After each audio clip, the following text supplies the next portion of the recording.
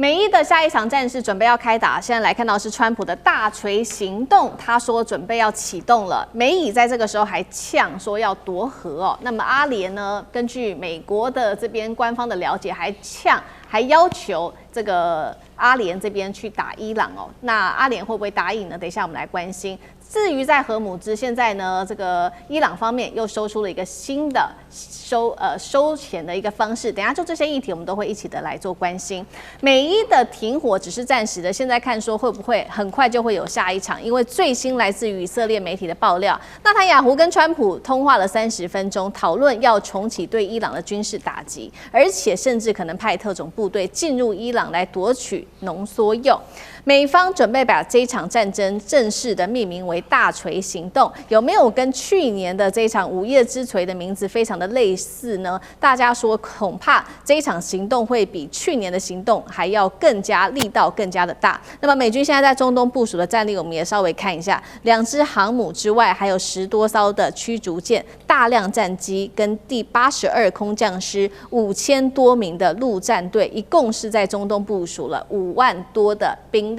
但是美方說要奪取的濃縮鈾，現在的問題是伊朗的地下核設施藏在非常非常深的山體下，美軍如果派地面部隊去，確實會遭遇到很大的一個風險。同時間，伊朗最擅長的就是不對稱作戰哦。那麼美軍要怎麼樣來面對大量的飛彈、導彈跟無人機呢？節目一開始特別請教艦長怎麼看了剛剛提到的川普的這一場行動叫做大錘行動，會不會複製去年的午夜之錘，再次的使用鑽地炸彈 GBU-57？大家在關心這第一件事情。第二件事情是，如果真的要去奪濃縮鈾，派這個所謂的地面部隊去，接下來的風險，艦長怎麼看？其實啊。在川普總統訪問中國大陸的這段期間，大家過了一個非常平靜的這一個3天啊。那但是呢，等川普一回到國內之後，就開始大發出 social， 這是他最近發的一張。那也就是在今天發的啊，他就是要告訴大家說，他準備來解決伊朗的問題。那是不是要由地面？他已經演練過一次了。也就是我們在之前的時候，我們看到伊斯法罕附近，那其實他們已經投入過這個有關於運輸機，甚至那種攻擊型的這一種直升機。那但是最後功敗垂成，他們還把這些都毀掉了。那也就是說，這一次只是一個練兵而已。但是這一個位置呢，也就是我們講到他們直接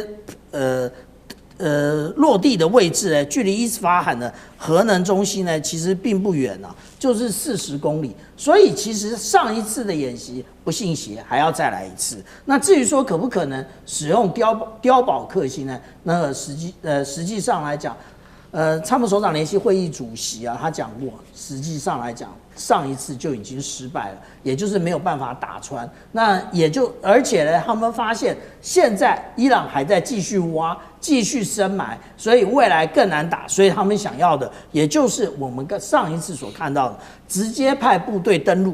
登陸之後呢，那他其實要建立這一個狙擊的一個能力，也就是防空以及地面打擊的能力。然後他們派一小組人進到這個隧道裡面，直接拿出濃縮鈾。那當拿出濃縮鈾之後，其實伊朗就沒有任何的條件可以上談判桌了。所以伊朗會讓美軍這樣做嗎？美軍已經失敗一次了，也就是他們已經知道美軍的弱點在哪裡。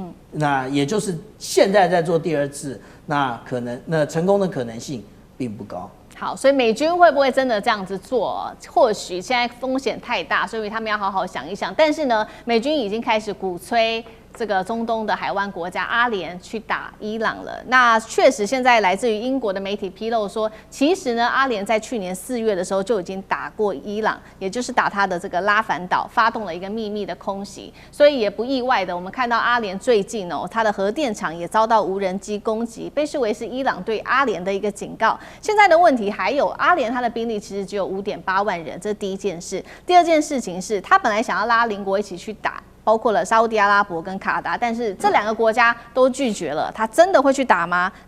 有能力打嗎？那孫委員又怎麼看？对啊，其實我看過很多很蠢的國家，但是真的沒有看過像阿聯這麼蠢的哦。那麼這個的確是出乎意料了哦，就是一個國家的領導人怎麼可以笨到這樣的一個地步呢？其實阿聯從一路過來哦，就是不斷的在踩雷了。他先前跟美國深度綁定，所以他成為這個伊朗反擊裡頭受傷最重的一個國家。接着呢，他還不知道改變，然後接着又跟以色列也做深度綁定了。那麼這顯然就是所有美國跟以色列在中東的仇家，這些賬都會算在阿聯身上。那也這樣也就算了，那你就不要再講話了，就趕快閃到一邊去做閉上關就好了。你現在如果自己再被慫恿，這個跟着美軍一起來拿下所謂的拉凡島的時候，你就擺明了就是把整個阿聯就當做美國的馬前卒了嘛。美國在中東，剛才大家看到已經部署了這麼多的兵力了，他要拿個拉凡島還需要你嗎？他就自己派人來就好了。他自己都不來了，派你來，那就顯然是他要讓你去犧牲，他不願意犧牲他自己的美國大兵嘛。這麼簡單的一件事情，阿聯難道都沒看懂嗎？就阿聯酋現在自己想要做什麼？他有他的盤算，他希望盡快把他的油賣掉，然後變現，發展他國內的金融跟這個 AI 的產業，這是阿聯想要做的。可是阿聯要想清楚一件事哦，你大費周章的退出了 OPEC， 不就是為了要發展你國內的產業轉型？如果你這個時候跟美國深度綁定，再跟以色列深度綁定，一個隨時都有無人機攻擊的地方，哪一個 AI 產業敢把數據中心設在那裡？一個隨時都可能遭受到這個伊朗飛彈攻擊的這些城市，不管你是杜拜或者是阿布達比，哪一個金融界願意把自己在這個中東的 headquarter 放在那裡？這是不可能的事情所以今天如果阿聯還是沒有辦法想清楚他今天國家發展的方向，跟他現在所做的決策中間是有很大的一個衝突哦。那麼阿聯就真的就是蠢到無以復加了哦。那麼成為美國的犧牲者，成為美國的馬前卒，然後最後把自己的國家都賠上去了。好，對，這個是針對於阿聯。那我們來看到，那荷姆茲海峽現在最新也有一個新的問題。我們看到伊朗方面呢，他現在做的最新的事情就是通過這邊的商船，他要來開始收保費了。那採取的是用加密貨幣來做結算。那現在預估了1年可以進賬換算新台幣3000多億，所以已經有歐洲國家現在爆出來說已經跟伊朗在談了。另外，伊朗在政治上面有一個最新動作，就是他們把國會議長任命為中國事務特別代表，是不是要提升大陸在這邊解決中東事務的一個地位又變得更重要？那這兩件事情，楊老師怎麼解讀？對，我們剛才看到白宮是說，習近平跟川普雙方同意伊朗不可以發展核武，同時要重新開放荷姆茲海峽，並且反對任何個人或者是機構對於海峽徵收通行費。不過這是白宮所講的哈。這個通行費的問題，我剛剛提過了。我個人覺得大陸不會在這個問題上應該是這麼清楚的說，哦，不要收通行費。那通行費真的對伊朗很重要嗎？其實3000億台幣的100億美金，伊朗現在被美國凍結了好幾百億美金。伊朗每年出口的原油，而且它原油非常好，遠超過這個價值。荷姆茲海峽對伊朗現在證明就是說，它是一個自保的準核武的一種自保武器或機制，它可以透過無人機跟飛彈就控制荷姆茲海峽，影響全球的能源，影響美國的中東的霸權。所以，它現在之所以去苛徵這個通行費，我覺得一方面是革命衛隊真的缺錢，戰爭嘛；另外一方面是就用這種方式來去對美國施壓，對全球施壓。那他是不是真的要一路黑到，不是一路堅持到底，就一定要通行費？我覺得也某種程度，其實船東都願意付。如果是20萬、50萬、100萬美元的話，哦，那反正就是羊毛出在羊身上。但是這個會影響到美國所講的嘛？那如果這樣子的話呢，別的地方的海峽是不是開始要比照辦理了？